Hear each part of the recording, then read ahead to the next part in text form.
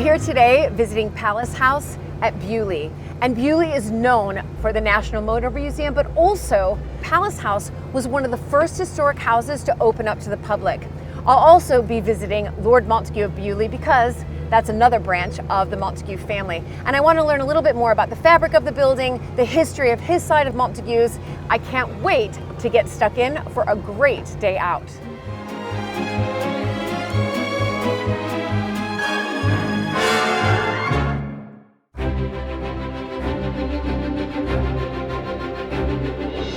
When I married into the British aristocracy, it was the start of a wonderfully exciting journey.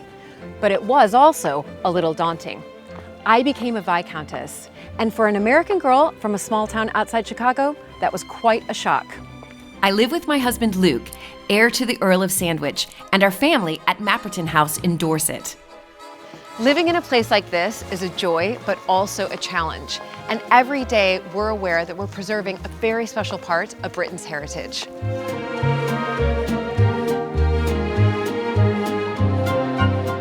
Mapperton has opened up an extraordinary new world for me, and I can't wait to share it with you all.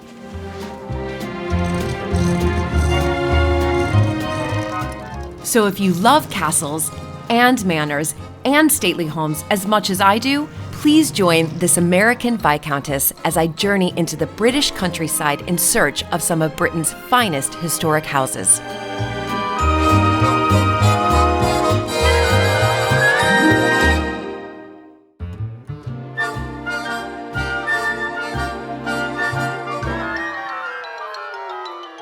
Well, what a splendid Hello. thing to arrive in. Hello. I had to arrive in style. I mean, I'm at Beaulieu. Anyway, hello. Lovely to see you again. So nice to see you. This is, of course, the home of the National Motor Museum. We don't actually have one of these in the museum, so if you'd like to leave it with me, I'm sure we could find a space. Well, I'd have to actually ask our co-production partner, Aonia.com, if I could, okay. but he might Yeah. say yes. But no, isn't this, I thought if I'm going to come to Beaulieu, home of the National Motor Museum, I must arrive in style. You certainly have done that. Well, look, let me just show you a little bit about the outside of the house before we go in. Beaulieu is here because Cistercian monks founded an abbey here in 1204, and this piece of the building on the right with the rougher stone Yes. was the gatehouse to the abbey where they would receive guests.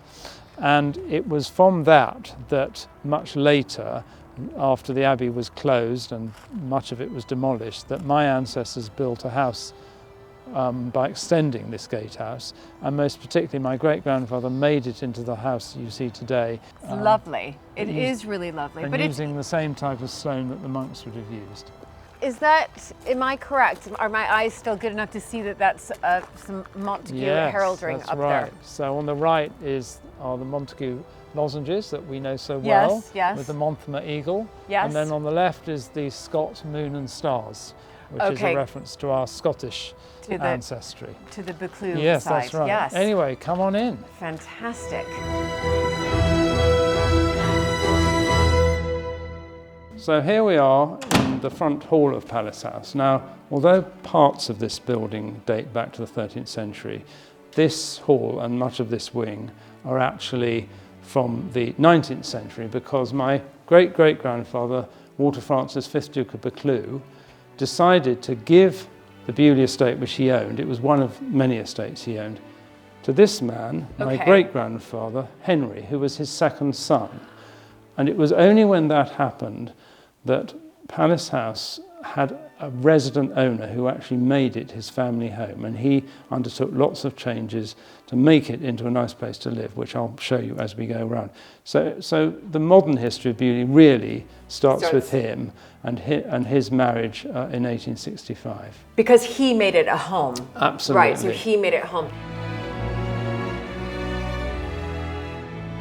So now we're moving on to John, his son, Right. my grandfather, and my grandmother, his wife. His first wife actually died from the Spanish influenza, which swept through Europe after the First World War. Yes. And so he remarried in 1920 a lady much younger than him, who was my grandmother.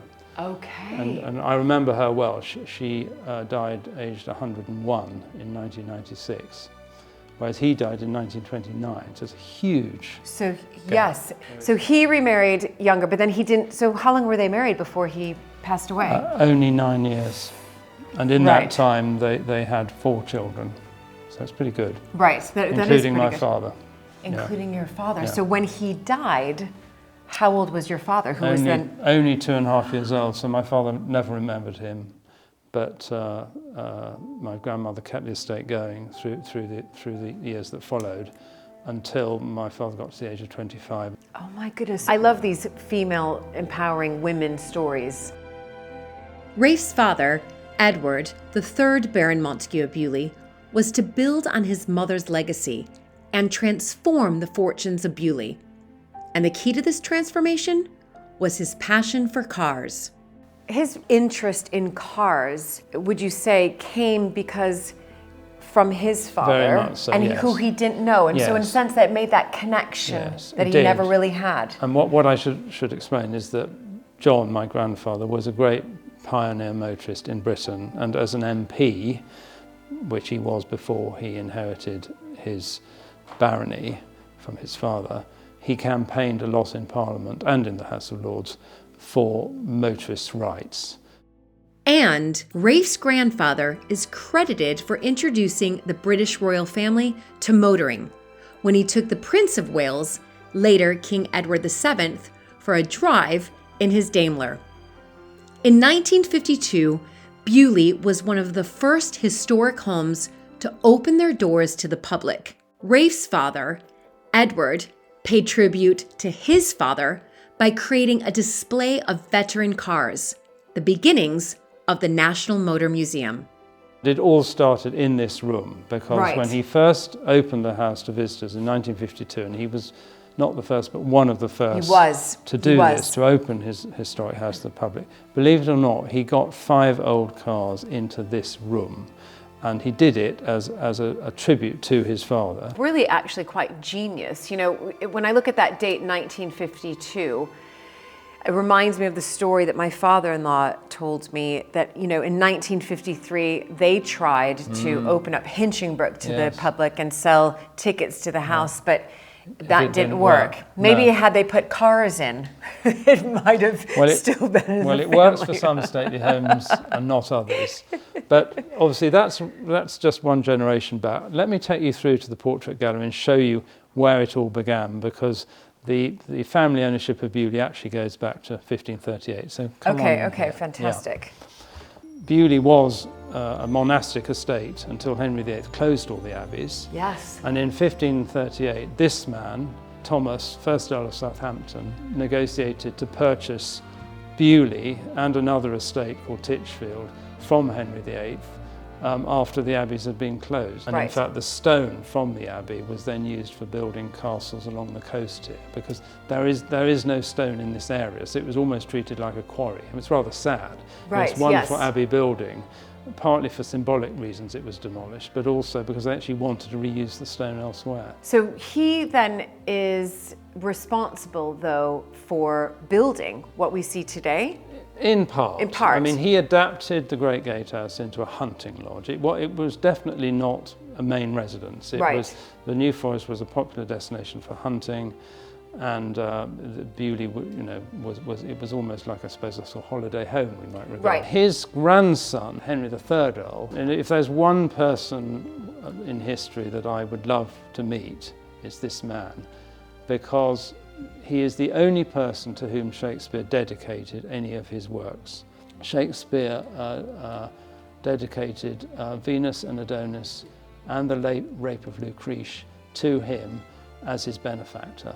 But did he inherit then? He did. He did. Yes. So he inherited Beaulieu. Yeah, it was not a main home. His main country residence was Titchfield, which is on the other side of the Southampton water from here to the east.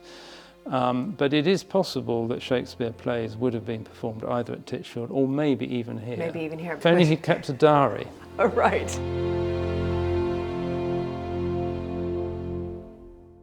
As you can see, this is our main dining hall. So we're now in the oldest part of the house. This was the Great Gatehouse to Beaulieu Abbey. Although this is Victorian restoration, this kind of vaulting is very much in the pattern that the monks would have built in. Right. And I'd particularly like to show you this because this is where my height, my sister's heights, and also the generation before my father and my aunts, as they grew up, were penciled on the wall. Oh my goodness. Okay, so where does yours stop? No, I can see it there, 1985. I think it's about the same. I don't think I've grown since then. So, but now that I see this, what was it like growing up in this palace? Well, there were always have in my lifetime been two definite sides to the house, a public side and a private side. And you kind of know when you come into the public side during opening hours that you can't just do what you want. But there are times when we do use this, as a private room, particularly in the evenings, and Christmas lunch especially. We've had many wonderful Christmas lunches here.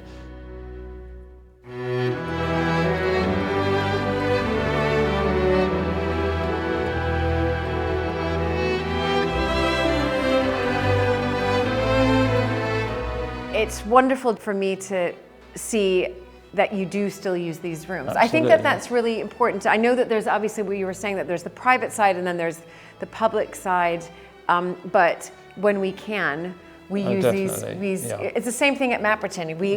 There's about 6 rooms that are open to the public. And we get asked all the time, but do you still use those rooms?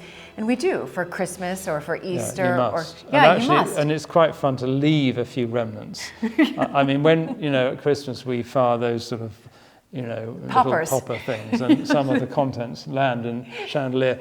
Well, you just leave it there because it's a reminder that the place is lived in. So now this is the other room that would have been part of the Great Gatehouse. And what you have to remember, that this was a thoroughfare. This bay window would have been open. Right. And there would have been a big wide corridor going all the way through and out to the other side. This fireplace, again, is an infill.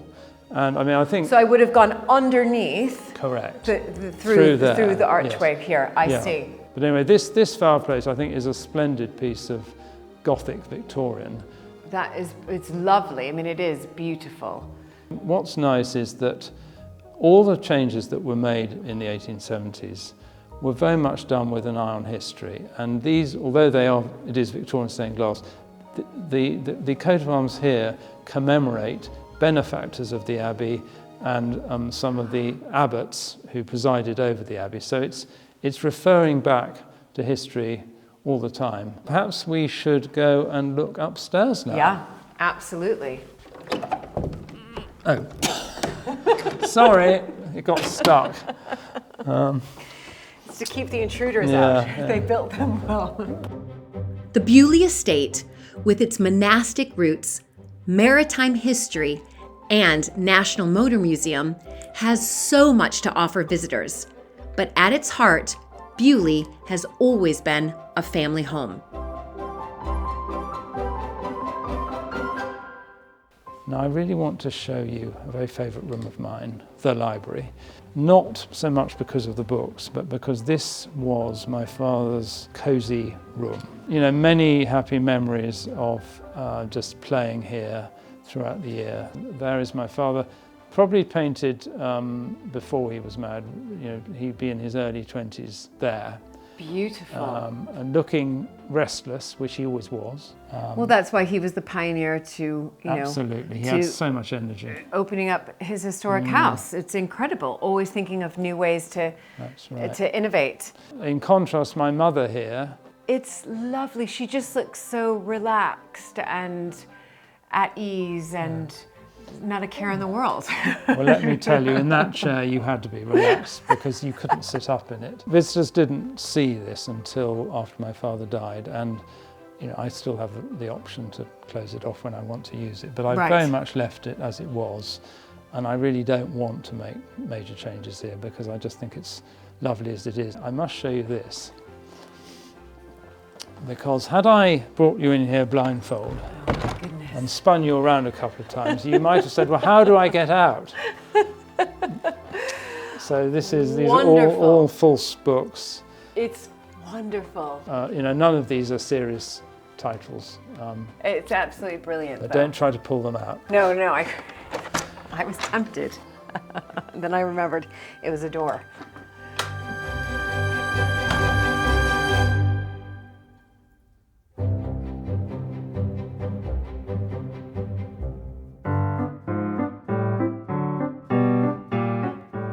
From its beginnings in 1952, the National Motor Museum quickly grew in size and interest. Within 4 years, it had become a separate museum and today houses 285 vehicles with more than 1.7 million items in the collection. Rafe has promised to show me one of his favorite cars from the museum. And my chief engineer here, Ian, is just getting the car ready. Hello there. Hello, I'm Julie. Ian, pleased to meet you. Nice to meet you, Ian. Oh my gosh, what a beauty. So this is very special to us because unlike any other car in the museum, this has been at Beaulieu for nearly all its life, since 1913. It's a 1903 car.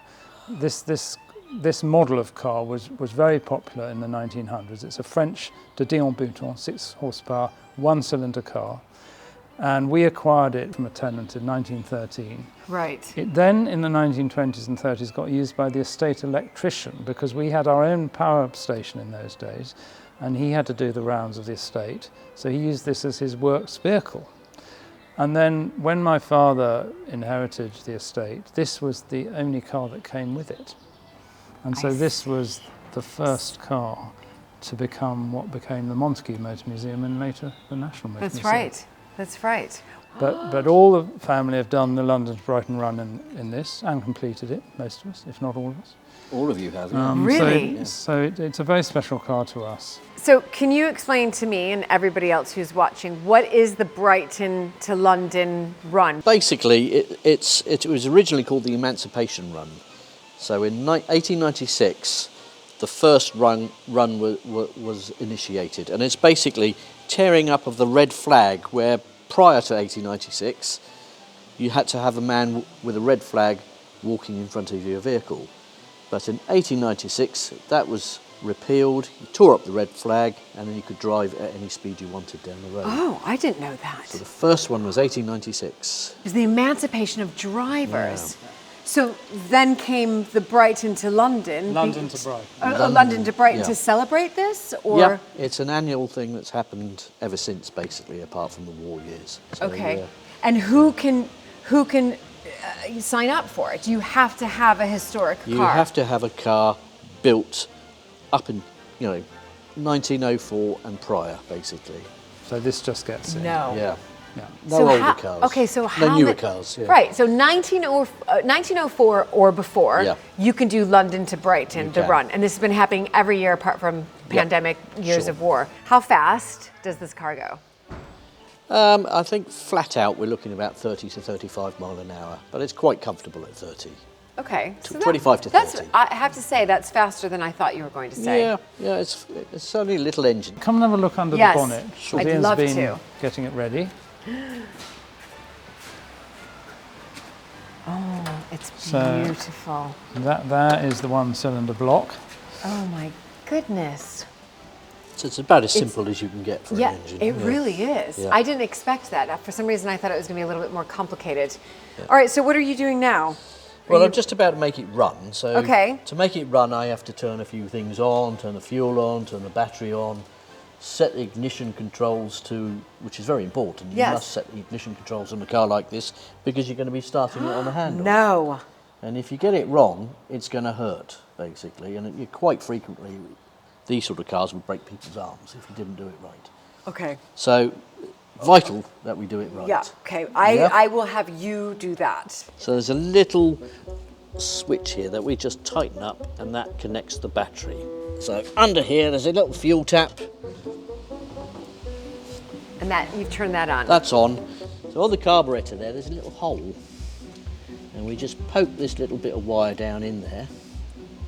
Right, so that's just, you're just using this to test it. Just to make sure there's enough fuel in there to start the engine. Okay. Okay?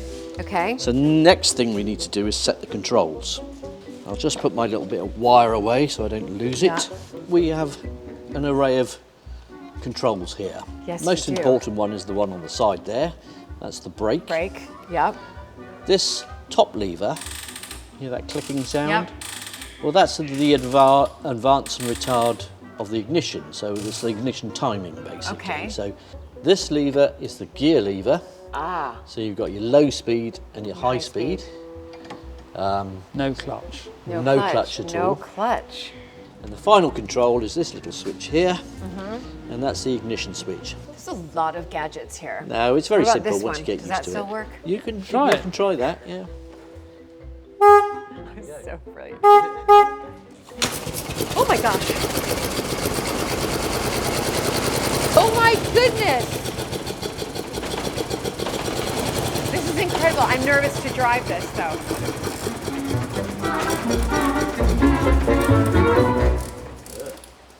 Oh. It was going so well. Oh dear. Maybe the car is nervous of me driving it too.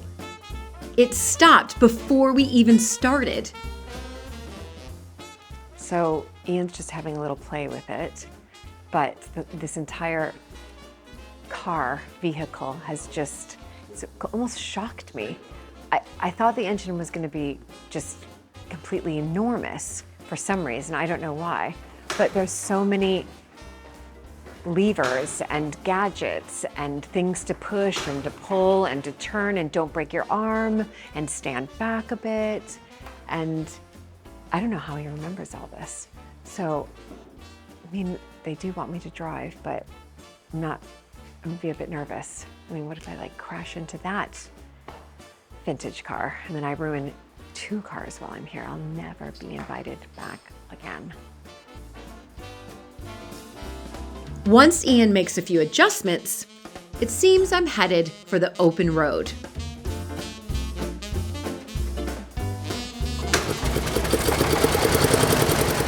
First though, a much needed lesson. See, you just gently push it. So I don't even touch that? No. So I just keep it on the parking brake or not? Well, you can. No, you may need the throttle.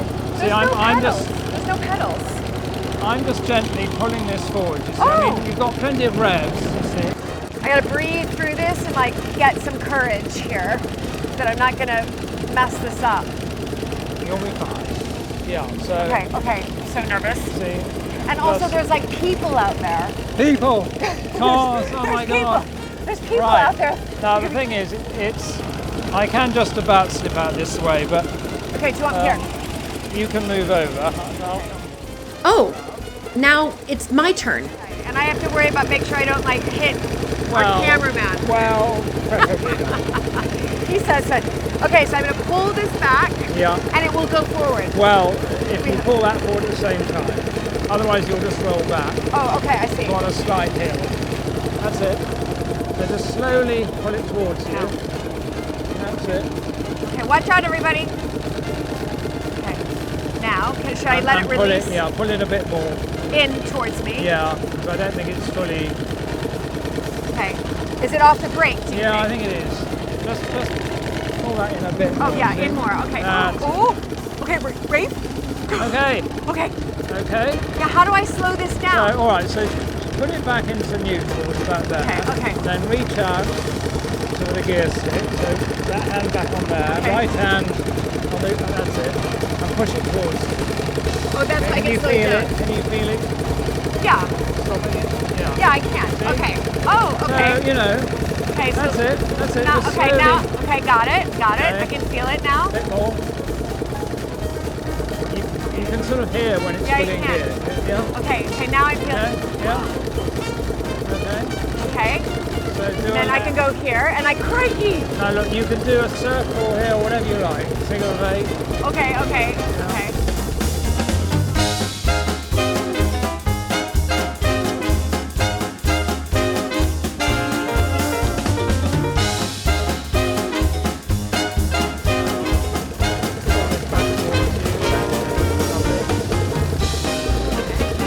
Great. Oh my goodness. Put it right. Yeah. I Yeah. I don't want to go into high gear. I'll have you keep it in high gear. I'll say, now what do I do? Right? Well, you can carry on. We'll do it. We'll go hit straight? Yeah, why not? Okay, she's telling me to stop. Ooh. No, you didn't do anything No, I wrong didn't do there. anything. Okay. I don't know what happened there. Luckily, Victoria wanted us to stop, so that's... That was not planned. That's called conking out. That you just keep it going on gravity and we'll get back to the workshop. So if necessary, I will get out and push. I'll But we're still moving. I'm happy to push with you. No, it's all right. You won't need a lot of pushing. It's nice to feel the wind going through your hair. So, how was that for me? I mean, I was nervous. It's nervous because it's so different. It's like you have to work your left brain and your right brain, and your handbrake here, and then get it into neutral here, and then you've got to turn the wheel at the same time, and then you don't want to stall it, which I did. That's why. No, she didn't. I mean, well, it stalled itself. It stalled itself. It wasn't your fault. Oh my goodness. Lovely and quiet now, isn't it? Just like an electric car. It is. It's like an electric car. That's exactly right. That's what our roads are going to sound like soon. Quiet. Back to the safety of the workshop.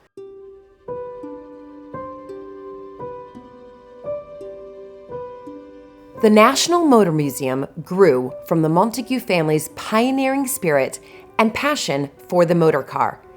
And that spirit remains at the heart of the visitor experience today. Here is this wonderful statue of my father, who was the founder and creator of the museum. Incredible. And so, as well as being very proud of him, I'm very pleased that everybody who comes in is welcome. He's looking out to people as they come in.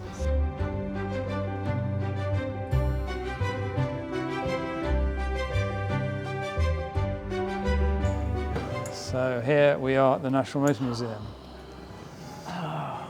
And what we have in the entrance hall here is a quick cross-section of British motoring history, really, starting with the very earliest vehicles, going around clockwise to something from today. Right, okay. But one of our star exhibits has for many years been this 1909 Rolls-Royce Silver Ghost. And I'd particularly like to tell you the story of the mascot. Yes. Now, you would have seen this mascot on other Rolls-Royces. Of course. Although on more modern Rolls-Royces, she's a lot smaller. Yes. Now, this mascot was created by a sculptor called Charles Sykes at the suggestion of my grandfather, because before 1911, owners were putting their own mascots on their cars, including Rolls-Royces, and Rolls-Royce felt that some of them weren't really appropriate and dignified for their product. So my grandfather said, look, why don't you commission your own official mascot? And his secretary, who was also his mistress, modelled for Charles Sykes. And so we know that actually the model for this was a lady called Eleanor Thornton. And of course your grandfather's mistress. Correct. And so she, as you know, has now adorned tens of thousands of Rolls-Royces around the world. What an incredible story. Once restored, this car was on every postcard, every brochure, calendars, biscuit tin lids, you name it. Right. And it's become a very famous car as a result. Yeah, no, and so people do, I mean, obviously they come to the National Motor Museum to, as you say, to see the whole story of evolving British, of motoring, if you like, but this is what people come to see. And you know, you could just stare at this all day. It's such a beauty. It's and of course, any car from this era is hand painted. I mean, they didn't have spray painting, and all this lining is done by hand, and the crest all done by hand. From its beginnings in the 1950s, the National Motor Museum showcased the exceptional innovations and development of the motor car. So now we're coming into the section that shows the earliest cars, and what these illustrate is how the combination that we accept today of four wheels, drive in front, round steering wheel, is not something that was immediately arrived at. And there were two different schools of construction. One was based on the bicycle and using a frame and not necessarily four wheels. And the other was the carriage, which was obviously a much heavier thing. So you can see you know, something like this Pennington autocar is very much based on bicycle engineering, whereas this Columbia Electric, which is an American, early electric American car, you can see clearly, it you know, almost looks as if it's ready to be pulled by a horse or two. Incredible, 1901 USA. So, you know, the electric car is not a new thing. And I was about to say, it's funny how we're kind of going, you know, full circle. Absolutely full circle. And certainly these two cars are both regulars in the London-Brighton run. This is really my car of choice because she's such a good performer and will easily outrun the Didion which you were driving. Right, and four-seater, I see that, so quite... Yeah. And here is our, four-seater. Yeah. Here's our other Didion, a year later than the one you've driven, and this is a four-seater. But let me tell you, if you had 4 people in it, you'd struggle to get up the hills. Right. Look, you've got a Cadillac. Yeah, another American car. Cadillac were very proud of the fact that their parts were interchangeable, which wasn't always the case with early cars. And they would have a sales promotion where they would take 2 cars, take them apart, muddle up the parts and put them back together again to prove that their parts were interchangeable. Well, I'd like to show you this because I think you've seen the film Chitty Chitty Bang Bang. Yes. And the car driven by Truly Scrumptious is this car. It's 1909 Humber. No. And a real example, I think, of a nice lady's car. You see that little basket here for putting your umbrella in on the side there? I do. And that nice little circular what is windscreen. that? Well, it's to stop flies running, you know, coming into your eyes. Yeah. No, it was a real it is a problem when you're driving old cars. If you either really have to wear goggles or screw your eyes up, or you have a windscreen, and that's just a lovely solution. That was their solution for the windscreen and a place to put your umbrella. So I think it's a reminder that actually women were driving cars really from very early days of motoring. Right. Well, thank goodness for that. We might not have been able to vote, but we could at least drive cars. And we're just passing Chitty Chitty Bang Bang, a car created for the film. So in a sense, it's not an authentic veteran car, but so much a part of our growing up, seeing the film. This was created for the film? This is the one? Well, one of several. One of several, right, one of because several. You know how it is in films. No, I know. Yeah. But you know, it's like my favorite film. It's just, it is in itself part of motoring history, or motoring folklore at least. And a wonderful car to be seen in, as is this 1935 Auburn Speedster from your country. Oh my goodness. This is a right-hand drive one, so made for the British market.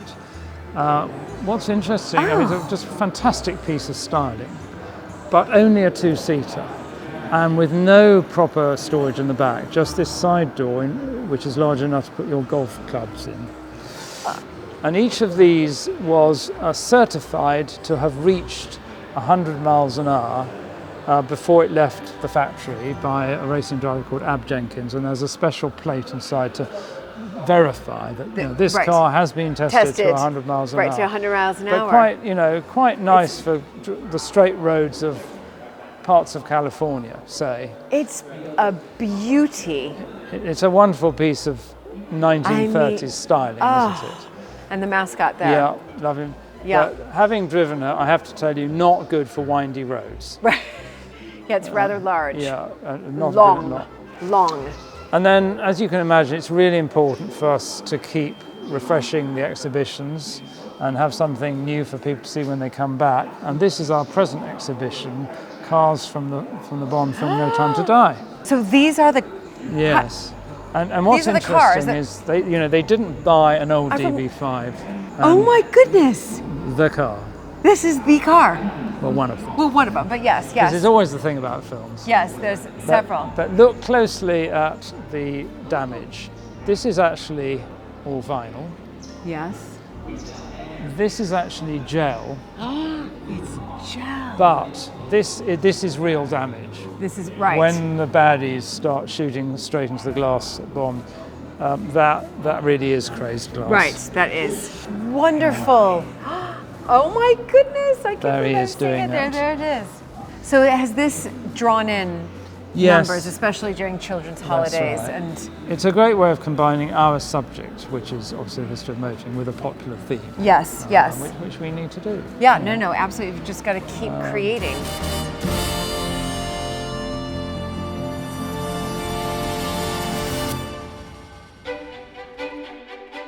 So, as you know, Beaulieu is here because King John granted some land to Cistercian monks in 1204 and founded an abbey.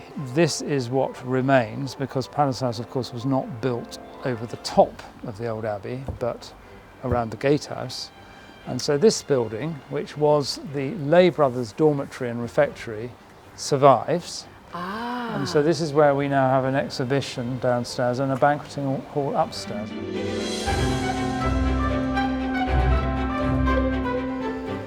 So this is another exhibition space for people to come through and see, is that right? That's right, and this is just worth looking at because this model shows just how extensive the buildings of this abbey complex were in this building. Okay, so this survived. This survived, and this building survives, which is now the parish church of Beaulieu. But all of the rest was just pretty well destroyed. Some remains on the ground. But because of Henry VIII. Yeah. Unbelievable. And this was, more or less the size of Winchester Cathedral. It was a my big abbey goodness. church. Let me take you upstairs because we have these wonderful embroidered wall hangings created by my mother to tell the story of Beaulieu Abbey. And they really are wonderful pieces of art. Oh, they are. So she produced Incredible. about one of these a year, and this one depicts the foundation of the abbey, which all started with King John having a bad dream. He had ordered some troublesome monks to be stampeded, but actually his men refused to carry out his orders, and he then felt so bad about it in the night that he had a dream about it. And so here you see King John being in his dream beaten by the abbots who he had regarded as his enemy, and then he suddenly, it would seem, realized the error of his ways and then granted this land here to monks from Citeaux in France, Cistercian monks, to found an abbey. And we use this for weddings and dinners and receptions. This had been used as a sort of farm, a glorified farm shed. At one time it was actually a farmhouse. So it's been converted several times over. I think these little slit windows are probably the original pattern, whereas these bigger ones, not. I mean, this is where the lay brothers slept. Whether they had partitions, I'm not sure.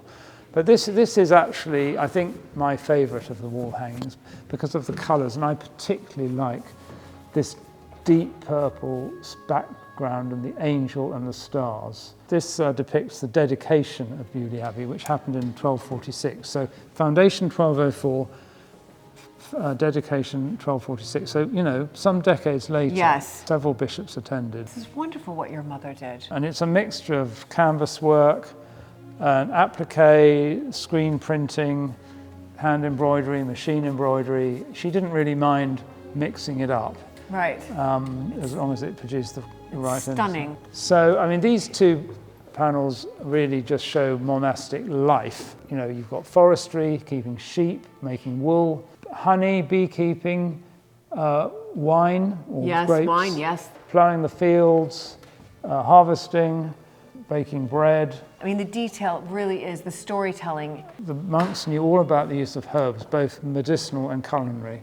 So, I mean, this is a lovely one. Really a lot of detail in this. Honestly, it's wonderful. It's funny because from the outside you don't necessarily expect to see so much, not just the detail of what your mother has created here, but the timber is up above. Yes. And, as you pointed out, these windows here and the arches. I mean, there's a lot of detail that luckily has been retained.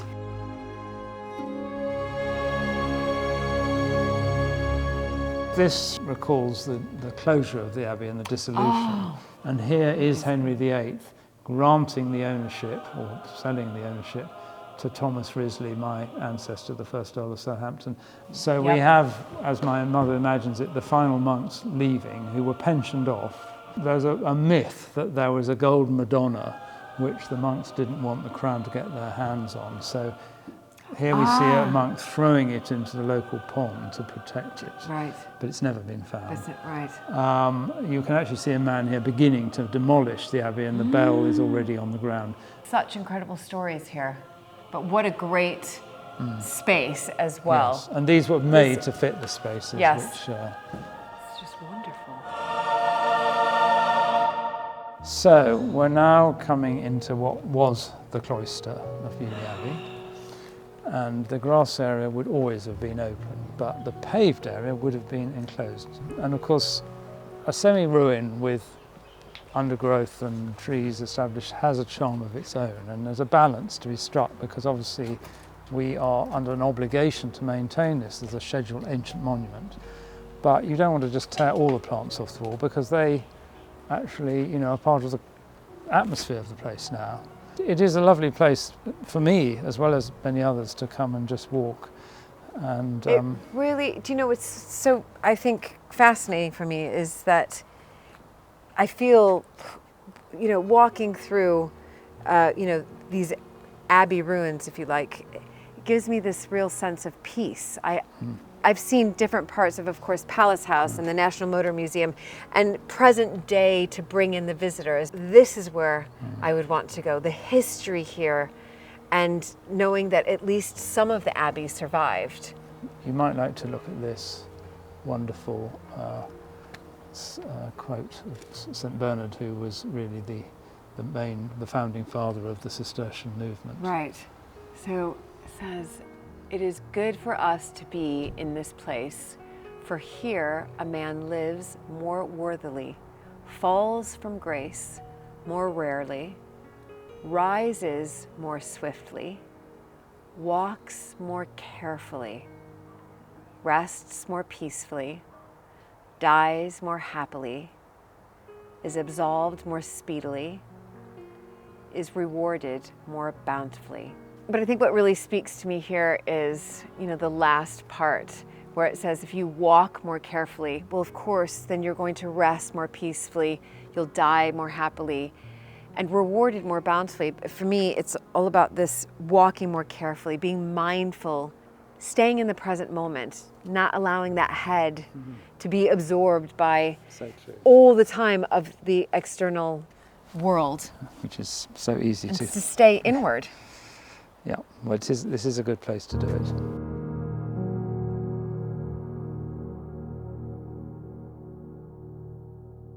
Okay, so we're now coming into what would have been the Abbey Church, which was the size of a cathedral. And the choir monks would have actually worshipped at this end, possibly behind a screen, with the laity down at the west end. So this box hedge with the cross represents roughly the position of the high altar. But Okay. actually behind it would have been a series of radial chapels. Yes. I'm trying to envision it now. It's the vertical dimension where you really have to use your imagination, Yes. but it was a big building. And these piles of rubble here indicate where the columns were all the way down that would have held the roof up. Fantastic. So, right. Oh my goodness. big. It is You can vast. see over to what all would have the been the west columns. door. Yeah, and this wall is all now that survives. Apart from these steps, so Right. these are called the night steps because the choir monks who slept up here had to sing offices in the middle of the night. So they had the night stairs, so they had direct access into the Abbey Church from their sleeping quarters. And then here's the high altar. Yes, and we do occasionally have outdoor worship here. For the 800th anniversary of the founding of the Abbey in 2004, some of the monks from Mount St. Bernard, which is the remaining Cistercian abbey in England that's active, It's active. some of them came here and participated in a special service. Wonderful. You know, it's a real sadness that It is. I mean, it's an awful piece of destruction, and Yes. yet somehow the passing of time and the establishment of nature, where man has done his worst, does actually have a healing quality in itself. And as we said, there's somehow imprinted here, I think, the spiritual quality of the place. No, I couldn't agree more. Beautiful.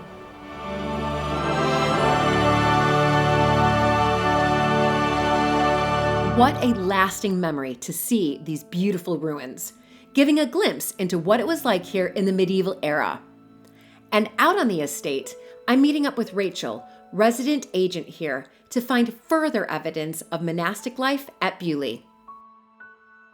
So where are you taking me, Rachel? Well, we're heading now for the Monk's Well. We're crossing the reservoir part at the moment. Okay. But we're heading to the source, which is the spring. I hear water. Yes, it runs from the well into the reservoir on our left and then disappears from the reservoir down this drain here and through. Can you see that brick arch, Julie, in amongst the ferns? Yes, I can. It disappears down through that brick arch. Oh my gosh. And all the way to the gardens. Oh, and this there it is. Magical. This is absolutely magical. It's like finding some sort of mystic grove, isn't it? It really is. Oh my goodness. This is the source of the spring. This is So the spring comes up within here. Okay. And tell me a little bit about this structure here. I believe it was built by the monks in the 13th century. I think it then got overgrown and it was rediscovered in the 18th century by Lord Montagu's ancestors. Right. All right. So can I go down and have a little peek? Absolutely. Absolutely. 13th century. Incredible. So inside here is where the spring would have come up. This was built by the monks, Yep. rediscovered in the 18th century. Do I have that right? Oh my goodness, it's fantastic. I want to swim in here. Rachel, it's lovely. It's so, look, like, can you drink this? I think they used to. Mary and Lord Montagu tell me that they drank it as children. But it's literally crystal clear. I mean, this water is crystal clear. It is. So this was built 13th century, as you Yes. said, and then it was the source of water for the Abbey, the monks at the Yes. Abbey. This was a real find. And massively important. And I think it came down in sort of troughs from here down into the Abbey. Right. I believe. Obviously now it runs in pipes, but I think originally it ran in troughs. How wonderful. And is this used at all, this water used at all anymore for Yes, any part absolutely. of the estate? We use it for watering all the gardens, and in fact it supplies the fountains in the ornamental gardens, the Victorian vegetable garden and the Victorian flower garden. Fantastic. What a wonderful treasure, really, for It's me to super, come isn't and it? see. And just the way that Just they the dome and everything, Yeah. it's just lovely. built it perfectly. Yeah. How brilliant. Oh my goodness. What a sight. I mean, this is pure magic. I think you could set up like an entire glamping It's a lovely spot, isn't it? system here. You know what I mean? Glamping business. I'd run it. I'd happily run the glamping business here. Water, wild garlic, nettles, nature, you know, bird song everywhere. Yes, yes. I mean, a much more simple life, I think, is what a lot of us are craving these days. I know I am. Definitely, definitely. I find it endlessly fascinating exploring the ruined buildings scattered across historic estates like Beaulieu. Lord Montagu is taking me to see a recent restoration project which shows how different life was before the early 20th century. So every large house, of course, had an operating kitchen and a kitchen garden to produce the food, but it needed also ways of preserving that through the winter. And so what used to be done before they had refrigerators is that you'd have an ice house, which is a big pit in the ground in which you put ice in the winter, and that kept it cold right through into the summer, and you could preserve food in it. I've been to many historic houses, and you're the first house I've come to where I'm actually seeing the ice house itself. It's wonderful to see it. So this is how they would preserve their food. Yeah, and most of it's underground. Right. But the interesting thing for me is that this whole area was completely overgrown, and I knew there was an ice house in here, but I didn't know where it was. For years, I was playing in these woods and never knew where it was. And this arch had collapsed forward, so it was at an angle. And our local contractor managed to get his digger grab underneath it and No. dig it out No. and push it back Oh up. my goodness! So if you look inside, you can see it goes This down is quite incredible. low. In there, in the winter, Yes. ice would be brought in from the local pond. So ice made from fresh water. And this would be filled up, and then there would be, I think, straw put on top, and then the food would be added for preservation. And then they would gradually take ice out to bring to the kitchen when it was required, if the cook was making ice cream or Right. something that needed Right. cooling. Oh my goodness, this is incredible. So you didn't know that this was here as a boy? Well, I never discovered it. this. I Right, kind of right. heard that there used to be an ice house somewhere in this area. So when we think about ice houses, when do we think that they actually just stopped functioning? I mean, obviously, I would guess probably at the start of the First World War, because right. there wasn't the labour to carry the ice. It would have been a big operation to bring the ice in, and probably after the First World War there were probably early refrigerators. yeah, there were early refrigerators. How fascinating. There's quite a useful picture here to sort of illustrate how the ice was put in. Wonderful. I But mean, what a treat. But imagine if you were the cook and you wanted something out of the freezer, you'd have to send a boy up here to go and get it. I mean, it would be a half an hour's operation. It certainly would. Or maid. Well, that is one invention I think we both can be very grateful for, is the refrigerator. Indeed. And the freezer.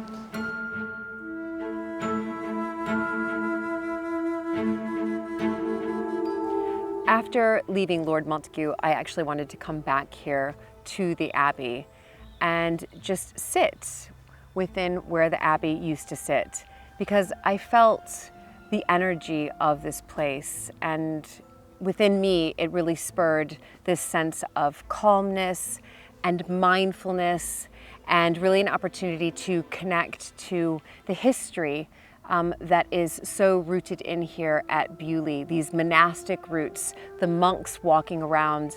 And I really felt that. And so for me to be able to just come back here and sit here where this wonderful energy is all around me, kind of just sums up my day here at Beaulieu.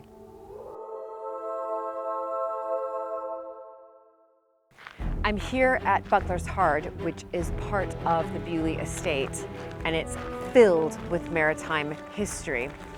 I'm about to meet Mary, Rafe's sister, and she's going to fill me in on the history and what's happening present day here at Buckler's Hard.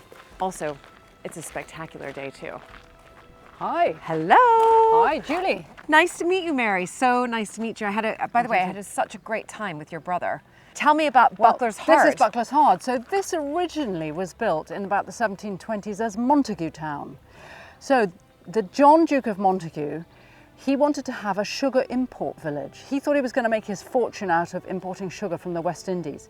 So he created this model town to be known as Montagu Town.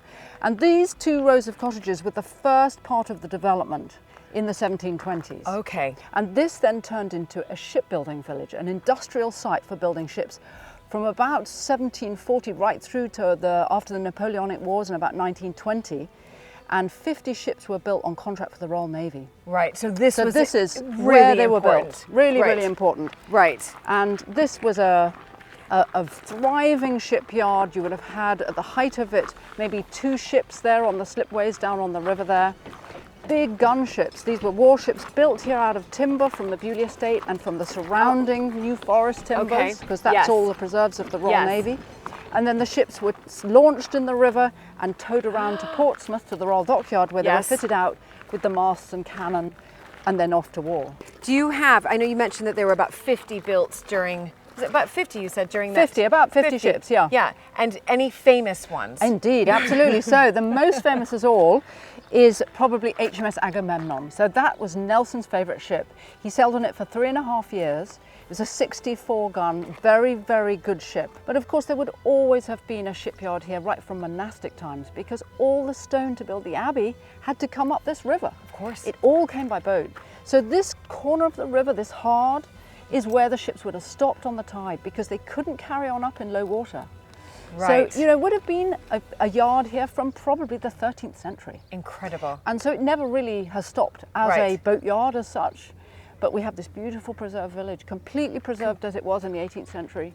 So once these cottages were built, they were always lived in. That's right. So they would have been lived in by hundreds of people at the time of shipbuilding, but even today, there are lots of local residents living in these cottages. So you are very involved here. I am maritime. That's right, you are maritime. So, yeah, I am maritime. So I do all the maritime stuff in the family.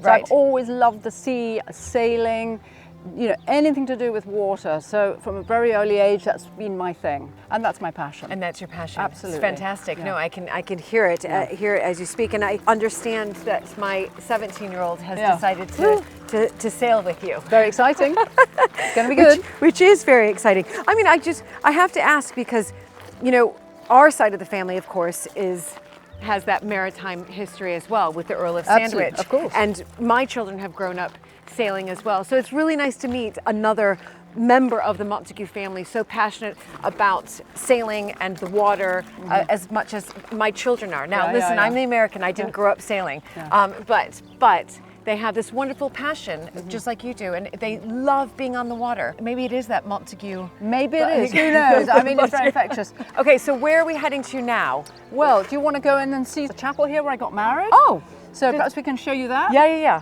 So this chapel is just one room wide, and as you'll see, it's very beautiful. And I got married here with 20 people in the room, and it's very special to me. My kids were christened here, and it's used every week by the Beaulieu parish, so we still have services here.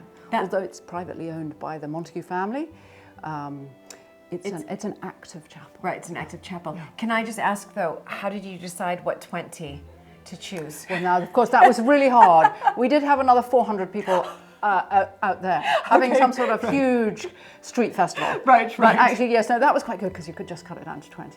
Right. 20 very special people. How wonderful. This altar frontal is by my mother. It's another of her very lovely embroideries. So So this talented. has got the I mean, it's- names of the ships around. You see Agamemnon, Indefatigable, Euryalus, da-da-da.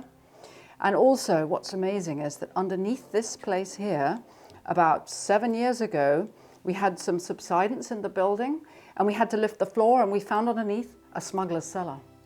And that's right under the altar. You can see it through the glass plate. When we took the floor up, we found this brick cellar underneath. No. And loads of brandy bottles and clay pipes and all sorts of things showing the history of this over the last 200 years. Right. 300 years, yeah.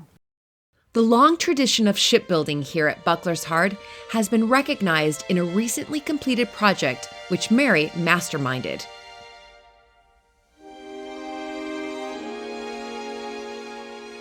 This is a replica 18th century shipwright's workshop, which I did as a project about 6 years ago. So we got timber from the estate in the log and whole trees, cut them, brought them down here and put a team together to build this by hand. So we only used 18th century methods to build this, and this is a sort of replica workshop based on the vernacular buildings of Hampshire, the sort of exact same building that would have been here on this site. Right. Because we know from the maps, from early maps, what was here in the shipyard.